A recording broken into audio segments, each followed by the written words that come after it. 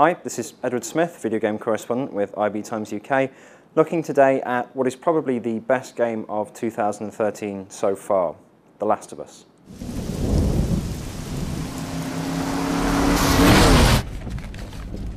Here, this make you all nostalgic? You know, that is actually before my time. That is a winner, though. First, the writing, which is absolutely the best, I think, that I've ever seen in a video game. The Last of Us is understated. The characters are fleshed out with few words, with images, with very terse little exchanges. And opposed to so many games that kind of beat you around the head with characterization and subtext and very overblown and melodramatic, it's quiet and subtle. It has this excellent dynamic of plant and payoff where story elements or characterization elements will be introduced and then paid off either later in the scene or much further into the game. It's very tight. It's almost like a novel. The performances too are universally, across the board, fantastic. All of them, from the two main characters, Joel and Ellie, played by Troy Baker and Ashley Johnson, to the entire supporting cast.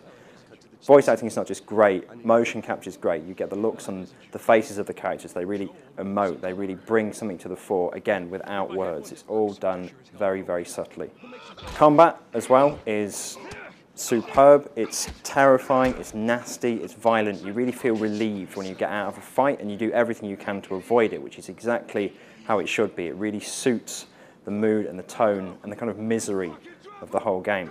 It's very frightening as well. It's possibly the most frightening game I've ever played. And again, this comes not from jump scares and big moments. It's all done very discreetly, very subtly. It's a slow build.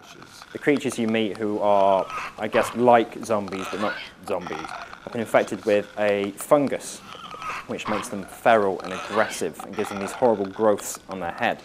They're called clickers because they make this horrible kind of guttural clicking noise, which they use to bounce off walls to find out where you are, kind of like bats do. And when they see you, they screech and they run at you and flail their arms and scream, and it's terrifying. It's very, very scary. The key central part of the game, though, is definitely the story and the relationship between Joel and Ellie. Their journey from one side of the US to another lasts about a year, and there's a lot of ellipsis. You go through summer, fall, winter, and spring, and you really see the characters change as time goes on. Joel becomes more worn, but also more human. Ellie becomes a lot more capable of surviving by herself and becomes sort of unhappier, and she really loses some of the innocence that she has at the start of the game. It's kind of tragic to see her descend into this survivor. Lastly, the game looks beautiful. You go through several different locations, from cities to woodland to areas with snow, and because it's 20 years after the apocalyptic event has happened, the entire world's been kind of overgrown and overrun with nature. So you can be in a hotel that's kind of half submerged with water, or walking down the street that's covered with trees and has deer running down it. So there's this great mix of urban and natural. The Last of Us is an astounding piece of work. It's scary, brilliantly written, and brilliantly performed. It's out exclusively for the PlayStation 3 on 14th of June, and there's a full written review available now at ibtimes.co.uk. I'm video game correspondent Edward Smith, and thank you for watching.